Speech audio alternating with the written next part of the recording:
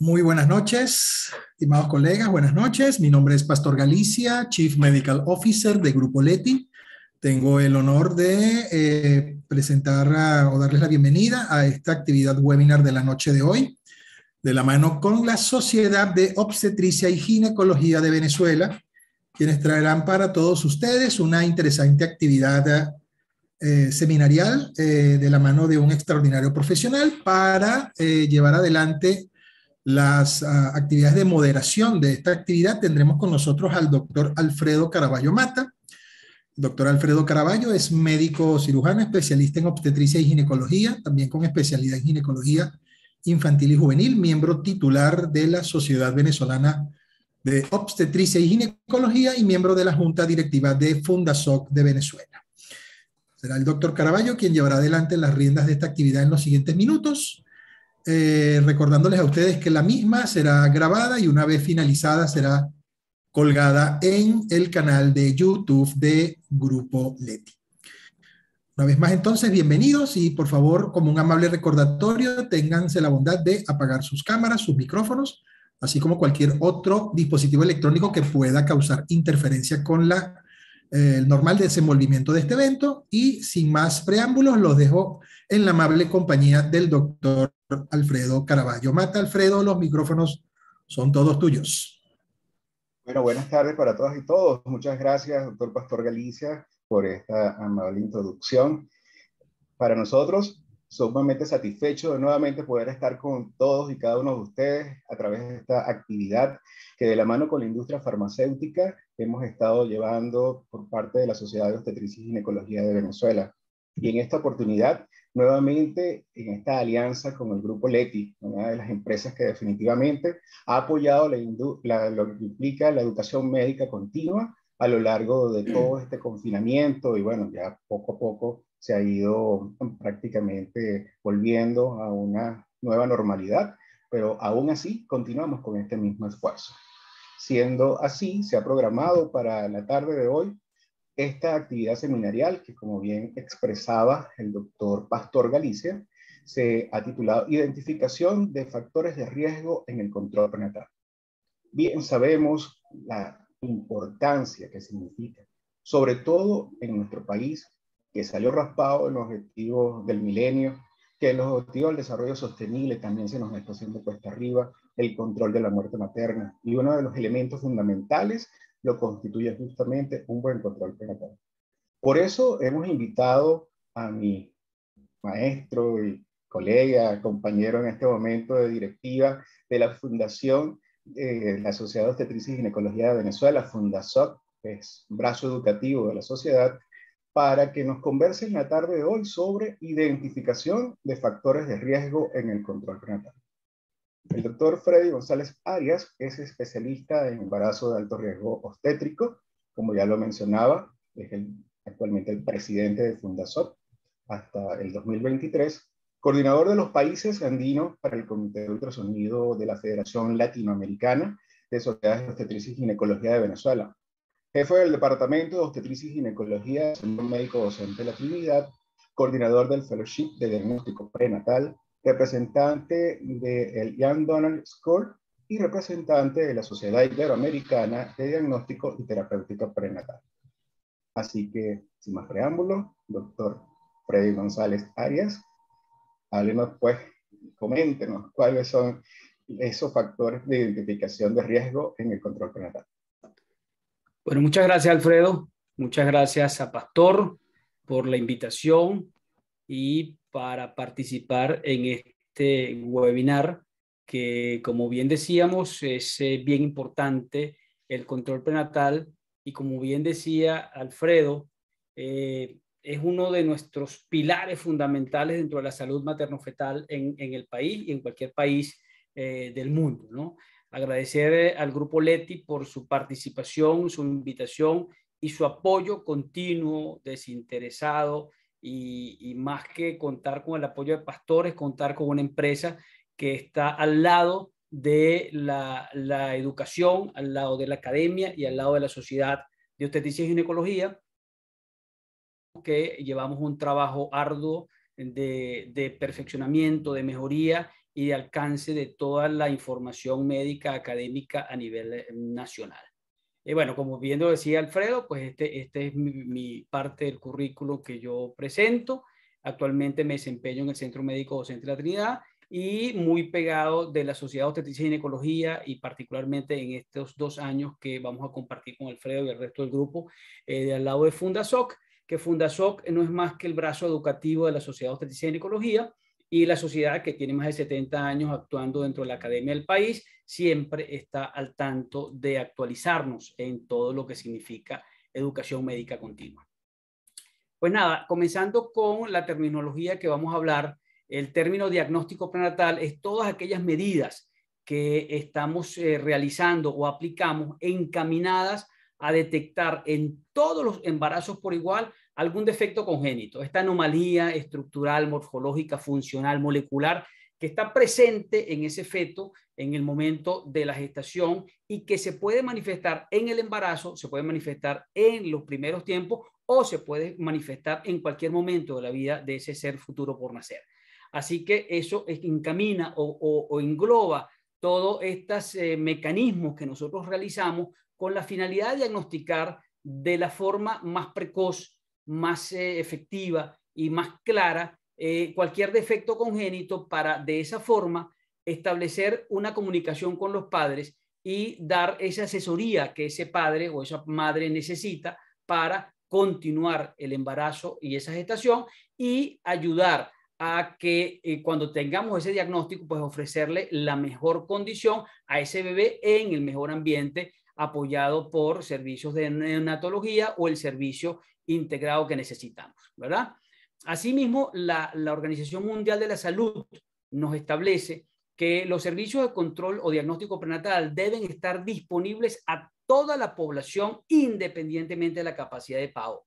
Lo que significa que el Estado en todos los países del mundo, porque es la Organización Mundial de la Salud la que nos rige las conductas, debe establecer en todos los centros de salud que tienen acceso a la maternidad un servicio de diagnóstico prenatal y de control prenatal para de esa forma evaluar, asesorar y conseguir de esta manera a las patologías que pueda presentar el embarazo y tratar de apoyar y asesorar a esa paciente. El diagnóstico prenatal debe ser optativo, debe ser voluntario, y toda pareja debe ser informada objetivamente de todo hallazgo clínico pertinente. ¿Qué significa? Que estamos en la obligación nosotros de asesorar, ayudar, apoyar y orientar a esa pareja principalmente para ver o conocer o aclarar el estado de ese embarazo. Asimismo, entonces, la atención prenatal es nuestra oportunidad precisa para todo profesional de salud brindar a esa pareja o a esa paciente la mejor atención, el mejor apoyo, la mayor información a estas embarazadas. De manera el objetivo sería promocionar la salud, la buena nutrición, la detección y prevención de enfermedades, de manera de asesorar y llevar a cabo un embarazo lo mejor posible. Por supuesto, esa paciente tenemos que conversar sobre planificación familiar, y es un detalle bien importante este que tenemos aquí, que es el concepto de violencia de pareja. Estamos en este momento en un momento bien crítico donde la violencia de pareja es muy importante para nosotros diagnosticarla, inclusive en el control prenatal.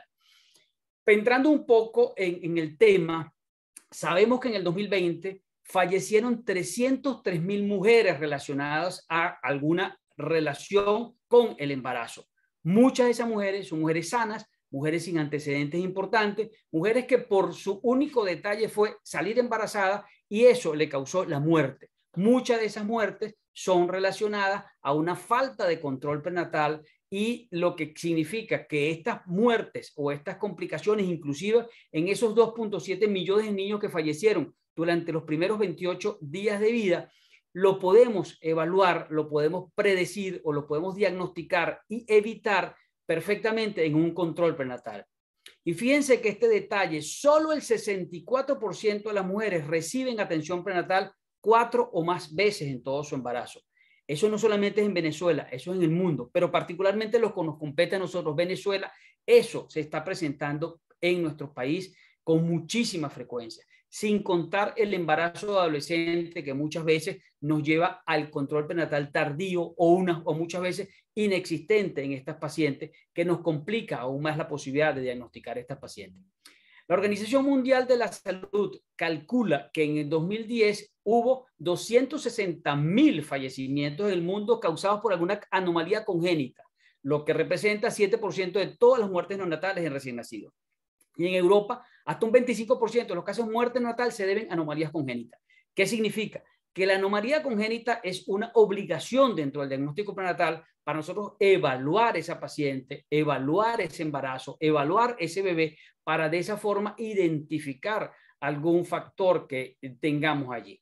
Fíjense que en este gráfico que nos facilitó un gran amigo nuestro, por 1.000 recién nacidos vivos tenemos 8 cardiopatías, tenemos 4 defectos del sistema nervioso central y una alteración cromosómica, particularmente el síndrome de Down.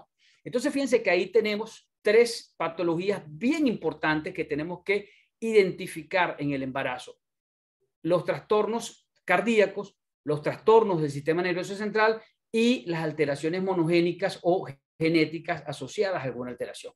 Fíjense que las enfermedades hereditarias mendelianas o monogénicas están asociadas a casi el 25% de esas anomalías genéticas que presenta ser recién nacido. Fíjense que la fibrosis quística, que afortunadamente en el país no tenemos mucha, distrofia miotónica, riñón poliquístico y así un montón de patologías que tenemos que nosotros diagnosticar o pensar en ellas cuando estamos en presencia de un embarazo en nuestro control prenatal, tenemos que pensar ello.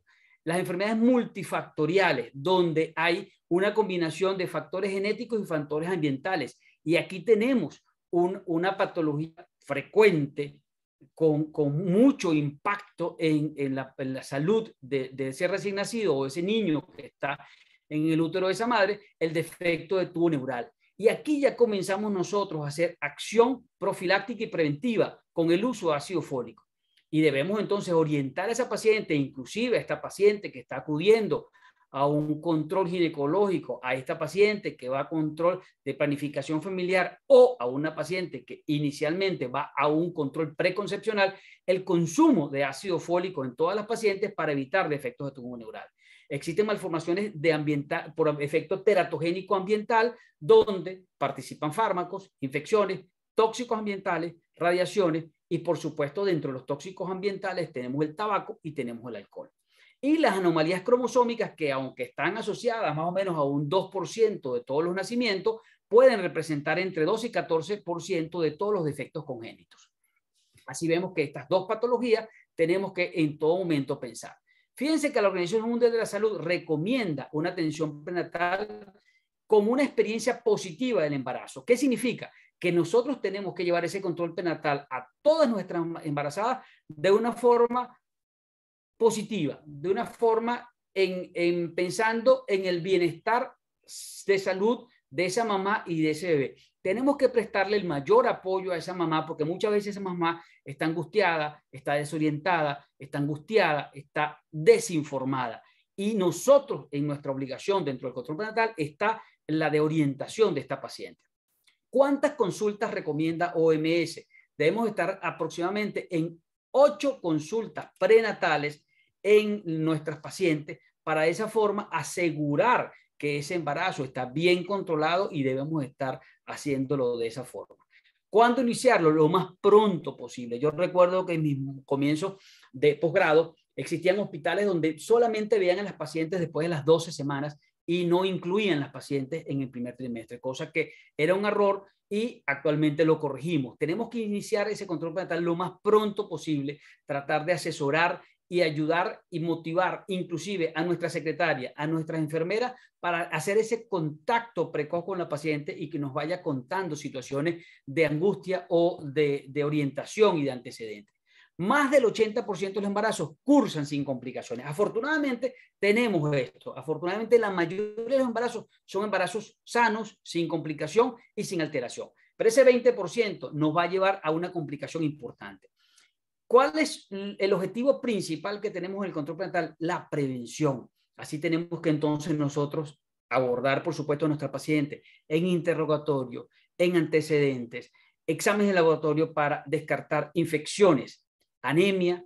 El tipo de sangre es muy importante para evaluar y evitar la isominación RH, seguimiento de peso y tensión arterial, que es una de las patologías más importantes que causan mayor muerte en nuestros pacientes, que es la preeclampsia, seguimiento ecográfico para anatomía y patrón de crecimiento, que es otra patología que nos complica el embarazo, la restricción de crecimiento por falta de alimentación, falta de control asociado a trastornos de tensión arterial o asociadas a una malfunción de esa placenta.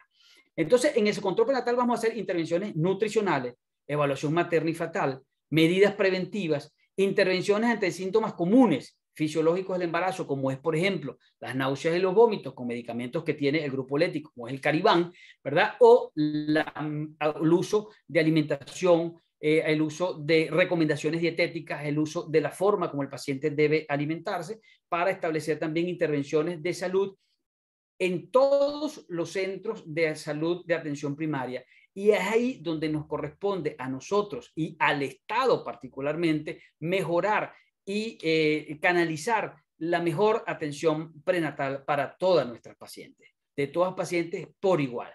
¿Cuáles son los factores de riesgo principalmente en la mamá o en la mujer?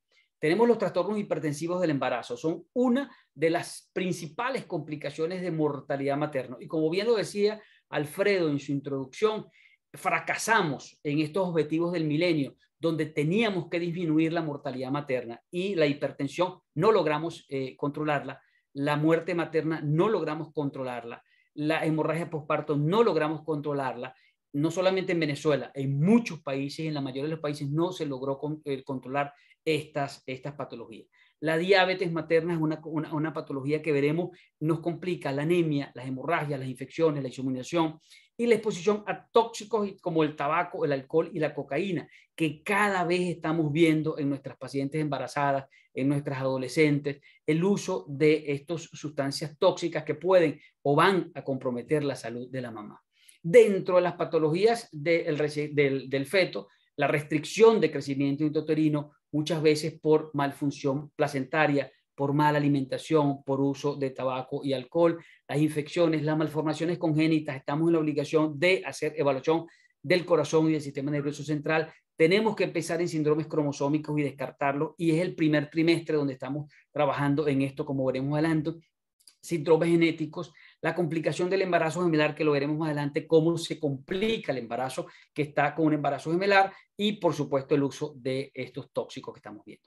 Todos estos son dibujitos muy sencillos de lo que nos está complicando el embarazo: la alimentación, el tabaco, el estrés, la falta de descanso y esta situación importante, que socialmente nuestras pacientes cada vez utilizan este tipo de medios de transporte porque es la obligación de lo que tenemos, y allí aumentamos el índice y el accidente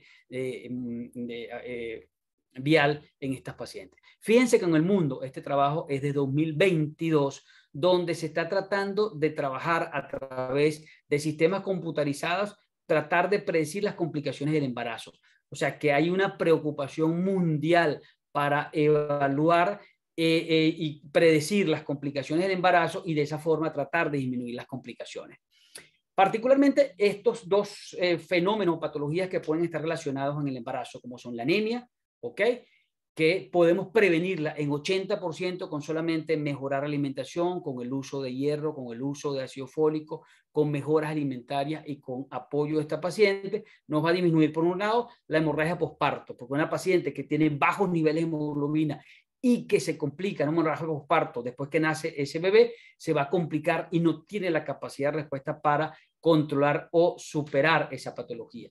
La morbilidad materno-fetal en este caso está aumentada por esa restricción de crecimiento, por esa anemia materna, y también está asociada por la prematuridad. Y la prematuridad es una de las complicaciones que tenemos nosotros aquí y en nuestros hospitales. Nuestros hospitales tienen unas unidades unidades de prematuridad muy colapsadas y con muy bajos recursos, y no podemos entonces ayudar a estos recién nacidos prematuros que nacen. Entonces, allí nuestro objetivo en control de alimentación para prevenir anemia, estamos evitando hemorragia posparto y complicaciones y mortalidad materna, estamos disminuyendo la prematuridad y estamos disminuyendo la restricción de crecimiento, para disminuyendo también la morbimortalidad de esos recién nacidos. La diabetes, frecuentemente presentada en el embarazo, en casi 25% de los embarazos, vamos a ver que si nosotros no controlamos esa diabetes, esos niveles de glicemia en la mamá, aumentamos el sobrepeso materno y el sobrepeso fetal. Y aquí vemos que entonces el sobrepeso materno nos lleva a un parto materno obstruido, a una morbimortalidad mayor por macrosomía, por mala evolución del recién nacido, y aumentando los factores de riesgo de hemorragia posparto por hipotonía uterina o por desgarro o por traumatismo del canal del parto.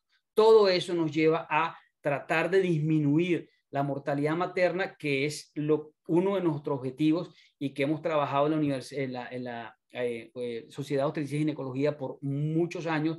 Hemos trabajado con el grupo ALSO, donde hemos tratado de disminuir o alertar o preparar a nuestros médicos en los otros hospitales para tratar de actuar en estos casos de complicaciones. Dentro de las recomendaciones para un buen control prenatal, tenemos que seguir los protocolos internacionales y nacionales que tenemos en la sociedad, donde tratamos de evaluar particularmente el sistema nervioso central, donde está muy bien caracterizado y catalogado la evaluación del sistema nervioso central en todas nuestras pacientes de forma rutinaria, de forma precoz, de forma temprana y de forma objetiva, para tratar de diagnosticar esas patologías que, como vimos, es una de las patologías más frecuentes en el bebé. Ahí vamos a evaluar marcadores ecográficos para cromosomopatías y alteraciones del sistema nervioso central. También las guías recomendadas por la ISUOC, donde vamos a evaluar la otra patología muy frecuente, que es la cardiopatía, y así nosotros vamos a ver nuestros bebés desde el punto de vista neurológico, desde el punto de vista cardíaco y desde el punto de vista completo, tratar de evaluar estos fetos in útero para tratar de identificar estas patologías que nos pueden comprometer la salud de estos bebés y el bienestar de estos mismos bebés. Entonces la idea es que nosotros hagamos y motivamos a nuestros médicos para tratar de identificar factores de riesgo congénitos con alteraciones que nos ayudan a identificar estos fetos. Efectivamente, uno de los objetivos principales es la evaluación de ese bebé en primer trimestre, con la ayuda de marcadores ecográficos, la observación de la translucencia nucal, con la ayuda de la visión del hueso nasal, observaciones anatómicas y estructurales de ese bebé, de manera a identificar estos bebés en este momento. Evaluación de arteria uterina, evaluación de otras situaciones.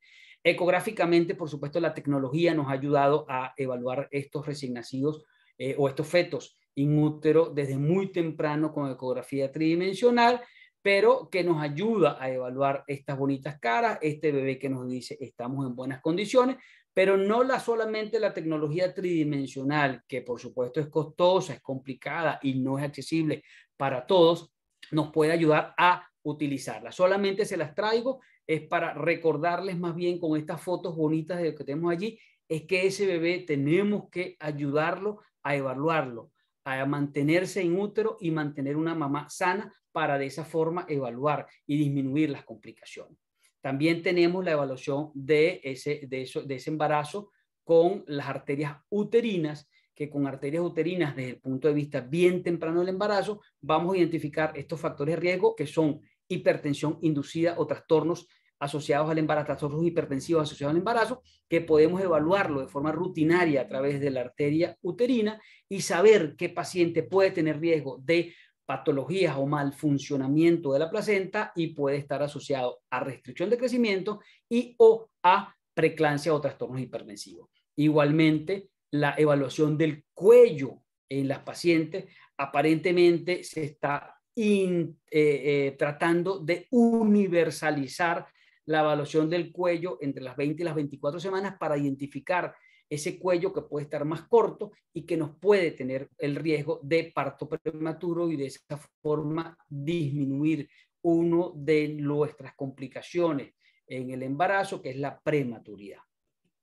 Así nosotros debemos hacer también screening de patologías asociadas a los trastornos cromosómicos, evaluar el riesgo de cada paciente, de cada feto afectado o no por algún riesgo, y si realizamos los test y es un test negativo, solamente hacemos el consejo genético con esta mamá para decir que su bebé teóricamente o certeramente, como veremos adelante, no tiene alguna patología cromosómica, o un test positivo, hacerle el asesoramiento o el consejo genético y ofrecer un test diagnóstico en esta paciente, un test invasivo, ya sea por amniocentesis o por un ADN fetal en los pacientes.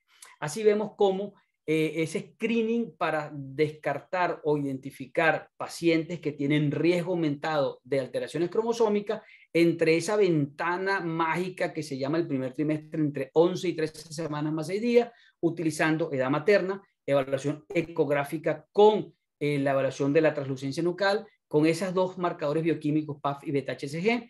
Identificamos en principio si la paciente tiene un alto riesgo, un moderado riesgo o un bajo riesgo, y así nosotros podemos identificar si la paciente tiene alto riesgo. Si este alto riesgo lo establece el resultado, vamos a una paciente con un procedimiento invasivo. Si es un riesgo bajo, menor a 1 de cada 2.500 embarazos, vamos a un control del embarazo, y si el riesgo es moderado, tenemos esta maravillosa herramienta que es la determinación del ADN fetal en sangre materna. Sin ser invasivo, nosotros vamos a identificar por una muestra de sangre en la mamá sacada a partir de las 9 o 10 semanas, donde vamos a identificar fracción de ADN, ¿verdad? Que este fragmento de ADN pasa por un fenómeno de apoptosis de esa placenta hacia la sangre materna. Determinamos ese nivel o esos fragmentos de ADN, esa cantidad de ADN, la estudiamos por técnicas muy, muy sofisticadas e identificamos alteraciones cromosómicas,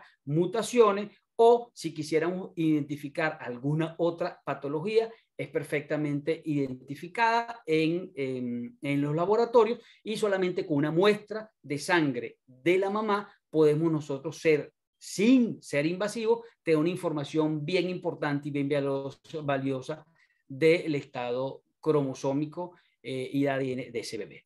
Así tenemos otra patología que es el embarazo gemelar. El embarazo gemelar es un embarazo donde la morbilidad materna es el doble que la simple. Hay mayor riesgo de trastornos hipertensivos, de anemia, de diabetes y hemorragia ante y posparto. La prematuridad se asocia en 60%.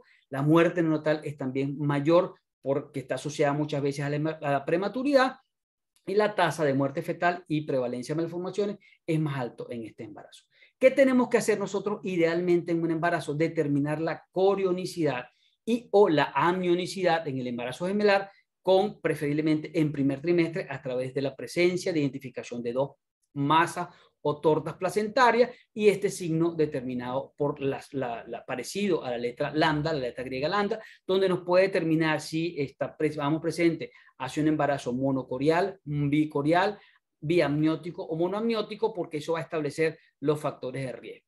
Así nosotros tenemos entonces en el embarazo gemelar cómo podemos identificar esta bicorionicidad o esta monocorionicidad, y si es monocorial, establecemos entonces la amnionicidad para verificar si estamos ante presencia de dos sacos, una placenta, o dos sacos y dos placentas. Ahora bien, les traigo algo bien interesante y bien importante, que es lo que se llama la programación gestacional. ¿Qué significa la programación gestacional? Está determinado que la hipertensión arterial, la diabetes no insulino dependiente, el perfil lipídico alterado, el síndrome endocrino metabólico asociada o no a la obesidad, son factores de riesgo para cardiopatía y para muerte en cualquier persona en el mundo. Eso se ha comprobado que existe en aquellas personas que nacieron con un bajo peso al nacer, en el momento de su nacimiento. ¿Qué quiere decir esto? Que nosotros podemos evitar o disminuir el riesgo de cardiopatías, evitando la restricción de crecimiento en ese bebé que va a ser adulto más adelante en su vida. De esa forma, nosotros estamos condicionando o programando la patología a futuro de ese individuo, controlando el embarazo de esta paciente, ¿verdad? Así nosotros vemos que este origen de la enfermedad existe relacionado con un inicio desde la vida fetal de este niño. Y entonces es lo que se llama la programación fetal. Hay respuestas adaptativas fetales de mucha importancia, inducidas en respuesta al estado físico y de salud de la madre. Entonces, si yo tengo una madre que tengo una patología o un riesgo que me está dando un bebé aumentado de peso macrosómico o un feto que tiene una restricción de crecimiento, ese bebé, si yo no tomo la previsión allí, cuando ese bebé sea adulto, ese bebé va a tener un riesgo por cambios metabólicos en la producción de respuestas que pueden afectar algunos órganos y va a tener riesgo de enfermedades a largo plazo. Entonces estamos programando a ese adulto en forma precoz en el control prenatal. Fíjense entonces lo importante que es un buen control prenatal, lo importante es que lograr un buen peso, un buen estado nutricional de la mamá, un buen peso y un buen estado nutricional de ese bebé, porque ese bebé va a tener esa plasticidad en sus células que van a diferenciarse y van a formar tejido. Y esta plasticidad la vemos en el feto, en la primera infancia, en la pubertad y en la menopausia. Esas son las situaciones donde la plasticidad nos modifica el estado de salud y el futuro de salud de este individuo. Y lo que nos compete a nosotros y lo que me compete a mí en esta conferencia es hablar de la plasticidad de ese feto para tratar de ese feto no ocurran estos fenómenos epigenéticos en el cual no hay alteración de la expresión del gene ni alteración de la secuencia de ADN, pero hay una alteración en la metilación y en la conformación del ADN de ese feto que va a provocar una adaptación positiva o negativa en ese momento y va a originar la enfermedad de ese adulto que se está presentando en el embarazo. Entonces, fíjense lo importante de que nosotros estamos programando la salud futura de este bebé que está naciendo así, lindo, sano, perfecto, saludable, con buen peso. Estamos programando la salud de esta vida de estos adultos mayores. Entonces, la responsabilidad que tenemos nosotros, los obstetras, y los que hacemos un control prenatal adecuado, está en principio en tratar de mantener la salud de ese bebé in útero, tratando de ofrecerle las mejores condiciones a esa mamá para que esa mamá se las ofrezca a ese bebé, porque nosotros estamos en la necesidad de controlar la salud a futuro de todos los adultos que estamos en caso. Entonces, ¿qué estamos haciendo? Preveniendo la enfermedad del adulto en vida fetal intrauterina.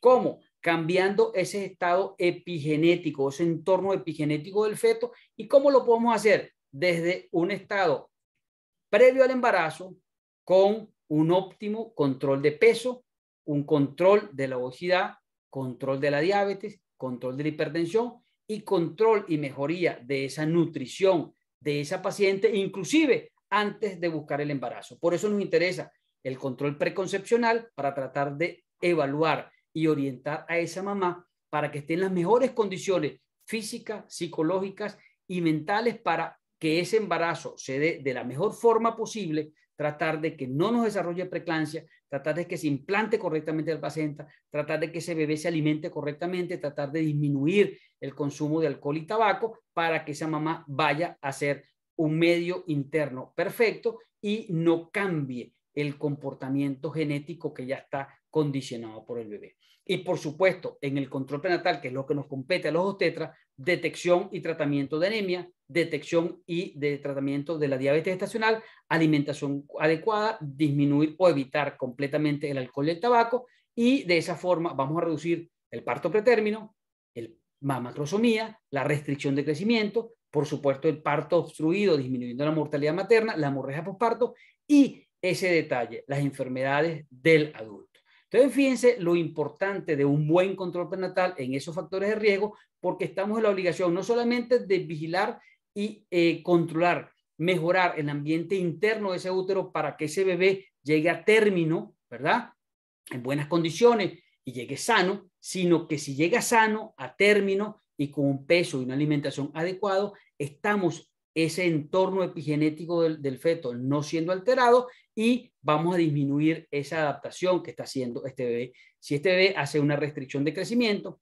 hay un bajo peso al nacer, hay un fenotipo ahorrador en el feto. ¿Qué significa? Que este feto se hizo chiquito, se hizo pequeño por un fenómeno, una anoxia placentaria que no permitió que creciera. El bebé se va a adaptar, va a ser un bebé ahorrador, y eso hace que ese bebé ahorrador altere por la metilación y de la desatilación de ese ADN, y a pesar de que no está cambiando su información genética, sí está cambiando el entorno epigenético. Ese brain sparing, que lo que hace el bebé, adaptar ese cerebro a una menor oxigenación, a unos menores nutrientes para asegurar ese cerebrito. Eso hace también a nivel de las células fetales del páncreas, betas del páncreas, alterarse su componente y su función. Eso altera la producción de insulina y va a condicionar un medio interno diferente.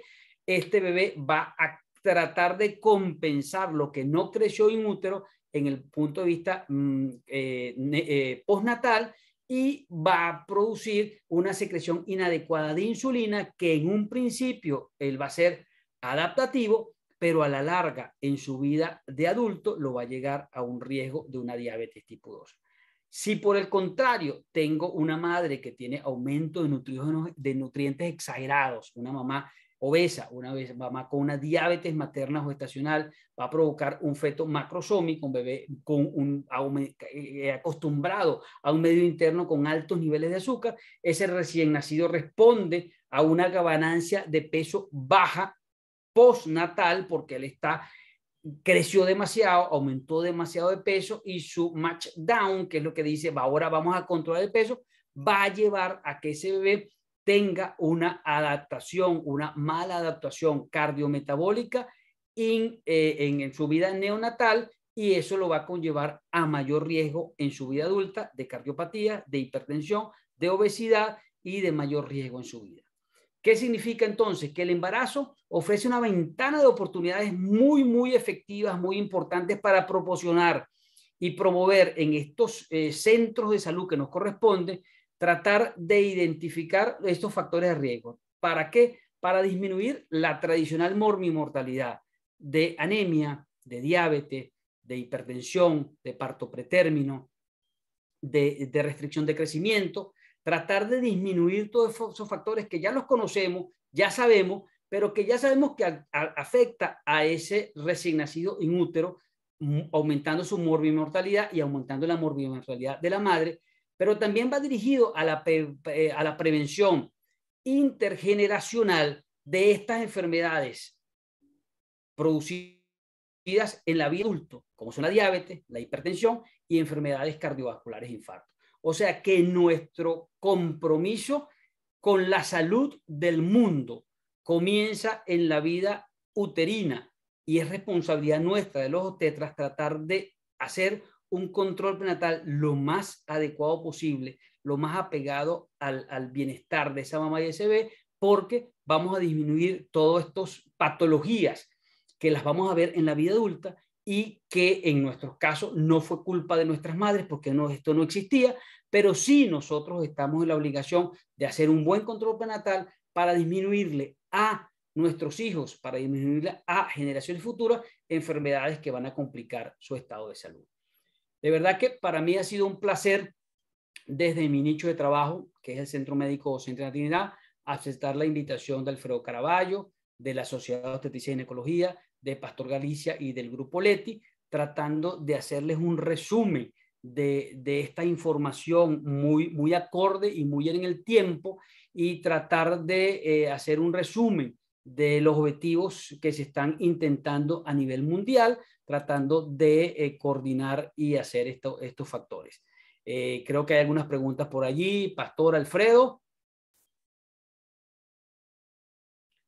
Tengo también muchísimos amigos que han compartido con nosotros.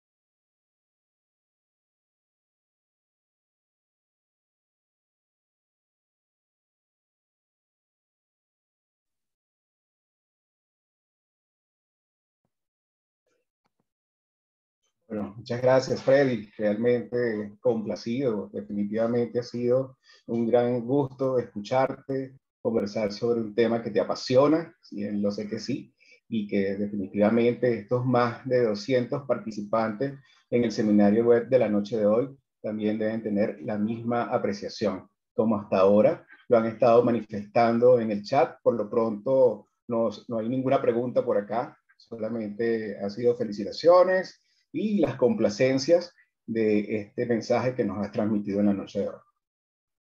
Alfredo, para mí ha sido un placer enorme. De verdad que esto, como tú bien dices, y como me conocen en esto, me apasiona el control prenatal y el bienestar prenatal, porque dentro de mis comienzos en la maternidad de Concepción Palacio, duré muchos años en este servicio, vi muchísimas cosas, y esta parte de la programación gestacional y de salud me parece que es muy, muy interesante, y a veces nos da respuesta a muchas dudas que teníamos, y fíjate que lo que más nos compromete es el estudio y el bienestar de estas pacientes para evitar complicaciones a futuro. Yo creo que hay parte de nosotros es nuestro compromiso en la parte que nos compete, que es el control prenatal, pues eso estamos muy bien.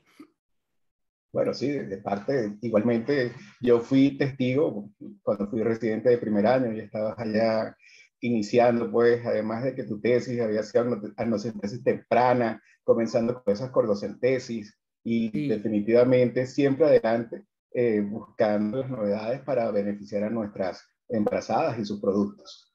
así mismo. Mira, hay una inquietud por acá, Freddy. ¿En qué Dime. rango de semanas se realiza el monitoreo de la arteria uterina como valor predictivo para la restricción de crecimiento y preeclampsia? ¿Y cuáles valores de referencia para poder ver la alteración? Ok, fíjate, lo ideal es hacerlo en primer trimestre, en esa ventana de 11 y 13 semanas más 6 días, pero podemos alargarlo hasta las 16 semanas, ¿verdad? Ya sea por vía transvaginal o por vía abdominal, tratando de medir esas arterias en ese momento. ¿Por qué? Porque en ese momento vamos a actuar desde el punto de vista profiláctico con el uso de aspirina. La aspirina está recomendada en estas pacientes que, llevando estos valores con índice de pulsatilidad evaluados de esta arterioterina a tablas por semanas de gestación, en general este valor no debe superar el 1.5 de percentil, ¿verdad? Y si nosotros tenemos en esta paciente estos riesgos, debemos iniciar el uso de aspirina profiláctica nocturna en estos pacientes para disminuir el riesgo o la incidencia de preeclampsia en estos pacientes. La inquietud que expresan acá en el chat es que prefieres amniocentesis, estudio genético o con estudios genéticos de sangre materna. Bueno, efectivamente, bueno, yo fui una de las personas que hizo muchísimas amniocentesis en el país cuando estábamos en el Centro Nacional de Genética de la Universidad Central. Yo llegué a hacer más de 22.000 amniocentesis, y ahorita no hago más de 10 amniocentesis al mes. Yo llegué a hacer 30 amniocentesis en un día, pero era lo que teníamos en aquella oportunidad. Evidentemente, este procedimiento de amniocentesis es un procedimiento invasivo que aún hecho en las mejores manos hay riesgo de complicaciones del embarazo. En cambio, lo que está surgiendo actualmente es el ADN en sangre materna, que lo podemos hacer desde las 9 semanas de embarazo, donde evaluando esa fracción de ADN que pasa del bebé hacia la mamá por la placenta, podemos determinar con solamente una muestra de sangre mínimamente invasión, mínimamente complicación, podemos tener información de ese bebé de una forma valiosa, segura y con un riesgo prácticamente cero para la mamá. Lo más que puede hacer es que haga un hematoma o una equimosis en la punción de la salida de la punción de la sangre, pero para ella o para su bebé eso no significa absolutamente ningún riesgo. Entonces, por supuesto, actualmente son estudios que no se hacen en el país, hay que enviar la muestra a otros países afuera del país, y eso encarece los costos de ese estudio, y en el mundo entero siguen siendo estudios costosos, pero que con el tiempo se han mejorado las técnicas, se han masificado y van a ir disminuyendo los costos de esas pruebas, porque probablemente se van a ir masificando y se van a ir mejorando las técnicas de investigación. Bueno, muy bien. La verdad que estoy plenamente igual y comparto contigo esa información. Sí. Hay otra por acá, dice uno de los colegas que se debe insistir en realizar la consulta preconcepcional. Justamente eso va a ser un tema de otro de los próximos seminarios web, así que esté pendiente, que obviamente estaremos conversando sobre eso. Sí, es importantísima la consulta preconcepcional, es muy, muy importante porque ahí vamos a identificar estas pacientes que nos van a disminuir los riesgos si hacemos un inicio de embarazo antes esa paciente busque su embarazo de la mejor forma posible. Sí. Otro de los participantes coloca por acá, excelente información, lo que obviamente hace pensar que las consultas prenatales deben ser realizadas por obstetras. Sin embargo, vemos que en nuestros hospitales aún siguen realizadas por médicos internos. Sin embargo, vemos que sin las pautas previamente establecidas. Bueno, nada, todo hay como todo en este país hay muchas fallas en nuestros hospitales, pero la idea, por supuesto, tiene que estar dirigida y orientada por un médico especialista en estos centros, que muchos hospitales son hospitales de formación, donde tenemos internos, tenemos residentes de posgrado y tenemos personal de formación, pero que donde debemos seguir, como les digo, pautas de trabajo para que tengamos la mejor atención. Hay una información, perdóname, Alfredo, ¿Sí? de la recomendación que están haciendo del uso de aspirina. Efectivamente, antes se utilizaba aspirina 81 o 80, ahora se está utilizando 150 o 160, o sea, 2 tableticas de 80 miligramos en la noche preferiblemente, y con eso hemos tenido mayor éxito en la aspirina y en la prevención de la preeclampsia, inclusive en la preeclampsia de inicio temprano. Es así. La doctora Silvia solicita por acá el esquema de vacunación básico recomendado en estos tiempos. Bueno, lo básico que estamos recomendando es, por supuesto, el COVID, ¿ok? Que el COVID ya estamos más que seguros que es importante el uso de vacuna en embarazo. La influenza se puede utilizar perfectamente aquí. Lo que no se puede utilizar son vacunas a virus vivos, que ni siquiera atenuados, porque eso hay riesgo de que desarrollen enfermedad y lo transmitamos al bebecito. Hay que evaluar hepatitis B en caso de riesgo, hay que evaluar influenza, hay que evaluar fiebre amarilla, inclusive la estamos evaluando como la posibilidad, a pesar de que es a virus vivo atenuado. Se está viendo tanta fiebre amarilla que probablemente vamos a tener que vernos en la obligación de utilizarlo, aunque no está aprobado por la Organización Mundial de la Salud y por los medios, pero tenemos esquemas perfectamente identificados. Hay una pauta y un protocolo dentro de la página de la Sociedad Obstetricia, donde está el protocolo de vacunación en la mujer, y ahí tenemos el control en la embarazada. Mira, por acá tenemos saludos de parte de una pareja muy querida, Nilda y Orlando. Wow, Si puedes son hablar de los efectos grandes amigos. epigenéticos, de los efectos epigenéticos beneficiosos del parto sobre la cesárea. No hay ningún beneficio epigenético en eso. Lo que se está hablando ahora mucho es de la flora vaginal en ese bebé que pasa por el canal del parto, beneficia el contacto inmunológico y la respuesta inmunológica de esa flora y esa probiótica en la vagina. Inclusive hay trabajos donde el paciente es sometida a una cesárea, se pone en contacto con el flujo vaginal de esa mamá, para de esa forma el bebé tener una respuesta inmunológica adecuada para desarrollo de este bebecito. Inclusive estos bebés ya no se bañan el primer día de vida, porque la misma secreción, y si es un parto vaginal, lo protege contra futura y le da más información. Entonces, a pesar de que no hay nada epigenético en la mejoría de una o de las dos cosas, pero sí está demostrado que el paso del bebé por el canal del parto, aparentemente hay unos beneficios de la flora vaginal que mejora las condiciones inmunológicas y de respuesta de ese bebé. Bien, muchas gracias. Otra reflexión. Buenas noches, excelente. Es de suma importancia tener este tema que hoy día nos tiene preocupados y ocupados, ya que las cifras cada día más altas en cuanto a muerte materna es sumarnos a manejar información que podamos cada día aplicar en nuestras áreas de salud. Sí, Siguen las completamente felicitaciones cierto. por acá. Ajá. ¿A qué edad gestacional se debe solicitar la prueba de ADN fetal en sangre materna? Ya lo mencionaste, pero vamos nuevamente Sí, a hacer a partir de las 9 semanas se puede pedir. Yo particularmente me gusta pedirla a partir de las 10.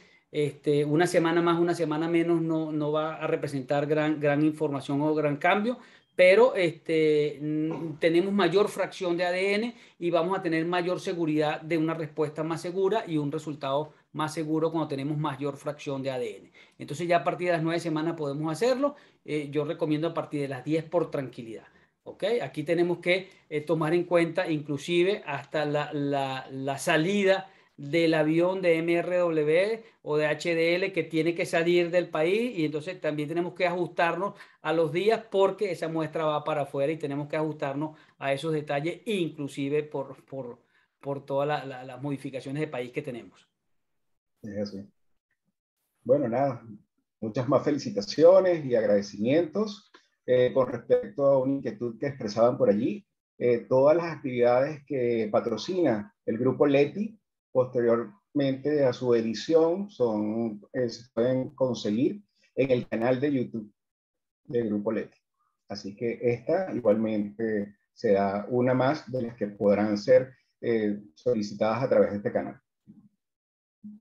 Bueno, Alfredo, está de más agradecerte a ti, agradecerle a Pastor, agradecerle al Grupo Leti y agradecer a ese montón de gente amiga que está en el chat y que participa con nosotros, que nos conocemos hace muchos años. Hay gente que, bueno, estaría un buen rato aquí saludando a un montón de amigos que los quiero muchísimo, nos conocemos hace muchos años, y lo que demuestra que estamos todos interesados en la academia, en la formación continua, de educación continua, y todos en función de mejorar la salud de nuestras madres y nuestros recién nacidos, porque ese es nuestro objetivo y eso es lo que tenemos, ese es nuestro objetivo de vida, porque pues, escogimos este tipo de profesión y afortunadamente esta profesión dentro de la vida de la mujer, que es tan importante, que es la maternidad. Bueno, y dar las gracias nuevamente al Grupo Leti por ayudarnos a llevarles a ustedes esta información, esta participación tan importante en lo que implica pues el control prenatal de la mano de Freddy. Agradecido por haber aceptado esta invitación, e igualmente pues acá tienen todas las opciones que la Sociedad de Obstetricia tiene para informarnos, y próximamente continuaremos con esta actividad de diferentes puntos de interés para nosotros como obstetras ginecólogos. Feliz noche, muchas gracias Pastor por seguirnos apoyando y hasta una próxima oportunidad. Gracias.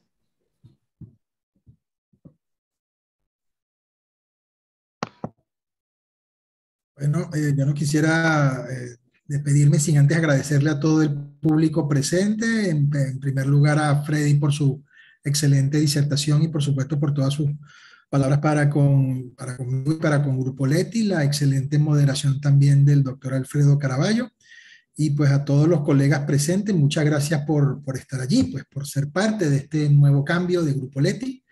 Que bueno, ahora de la mano de cada uno de nosotros, cuando digo nosotros me refiero a cada uno de todos ustedes, los colegas que están acá día a día participando de estas actividades de educación médica continua. Pues muchas gracias a todos ustedes por creer, por confiar, por trabajar juntos en el país que necesita de cada uno de nosotros. Hoy entonces en esta nueva etapa de Grupo Leti, nuestro compromiso contigo y con la salud del país es mayor. Feliz noche, colegas, y será hasta la próxima. Muchas gracias, mi estimado Freddy. Muchas gracias, Freddy. Hasta la próxima. Chao.